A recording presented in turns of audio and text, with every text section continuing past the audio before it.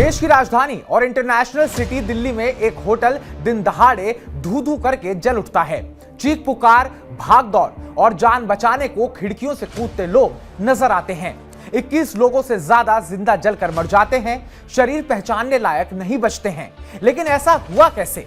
इसमें गलती किसकी है और कौन वो लोग हैं जो इन चिताओं पर अपनी रोटियां सेक कर अपना घर चलाते हैं? तो चलिए आपको बताते हैं कि इन 21 दर्दनाक मौतों का जिम्मेदार कौन है वो हत्यारा जिसकी वजह से आज आग ने 21 लोगों की बलि ले ली। और क्या ऐसा दिल्ली में पहली बार हो रहा है? नमस्कार, मैं उत्कर्ष प्रताप सिंह और आप देख रहे हैं टीवी 9 भारतवर्ष।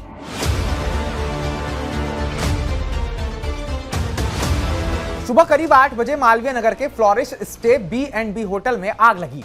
ये होटल मालवीय नगर इलाके में एक रेस्टोरेंट के ऊपर था। दिल्ली पुलिस और फायर डिपार्टमेंट की जानकारी के मुताबिक होटल में सिर्फ 6 कमरे बनाने की परमिशन थी, लेकिन मालिक ने नियमों को ताक पर रखकर 25 कमरे बना डाले। ज्यादातर मेहमान विदेशी टूरिस्ट थे जो सुबह सो रहे थे। आग लगते ही दहशत फैल गई। एक ही एंट्री और एक ही एग्जिट होने की वजह से लोग फंस गए। बेसमेंट में ताला लगा था, जिसकी वजह से कई लोग बाहर निकल नहीं पाए और दम घुटने से या फिर जिंदा जलकर मर गए। कई लोगों ने ऊपरी मंजिलों से कूदकर जान बचाने की कोशिश भी करी। स्थानीय लोगों ने मदद करी, लेकिन नुकसान बहुत बड़ा हो गया। अब तक 21 लोगों की मौत हो चुकी है, जिसमें ज्यादातर फॉरेनर्स शामिल हैं।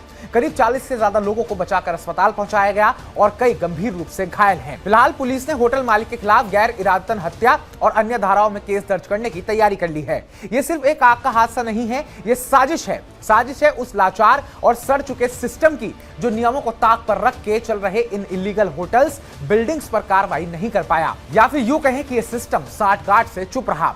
ये साजिश है उस लाचार तंत्र की जहां चंद रुपयों से अपना घर भरने के लिए सभी रूल्स को अफसरों ने अनदेखा कर दिया। दिल्ली में सभी बड़े राजनीतिक दलों की सरकारें रह चुकी हैं, लेकिन किसी ने कुछ नहीं किया। और अभी ठीक कुछ एक साल पहले ही 27 जुलाई को 3 यूपीएससी एस्पिरेंट्स की राजेंद्र नगर में राव IAS स्टडी के बेसमेंट में डूबने से मौत हो गई थी। खूब हो हल्ला मचा था, पूरा तंत्र सड़क पर उतर कर आया, पर बदला क्या? कुछ नहीं। रिजल्ट आपके सामने है।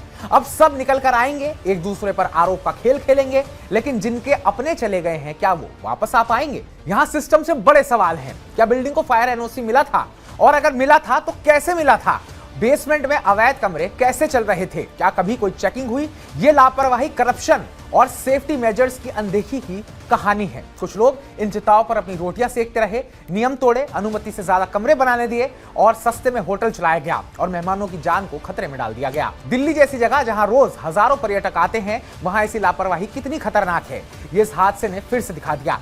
21 निर्दोष जिंदगियां चली गई, ज्यादातर वो भी विदेशी मेहमान जो भारत घूमने आए थे। उनके परिवार अब क्या सोच रहे होंगे? हमेशा की तरह जांच होगी, मुआवजा मिलेगा, लेकिन सवाल यह है, अब तक सिर्फ ऐलान और जांच। दिल्ली जैसे शहर में बार बार ऐसे हादसे क्यों होते हैं? क्या प्रशासन, म्युनिसिपल कॉर्पोरेशन और पुलिस पहले से ही इन अवैध होटलों पर नजर नहीं रख सकते? क्या फायर सेफ्टी चेकिंग सिर्फ कागजों तक ही सीमित रहती है? या हादसे हमें फिर याद दिलाते हैं जान की कीमत कुछ लोगों के लिए सिर्फ कमाई का जरिया बन जाती है?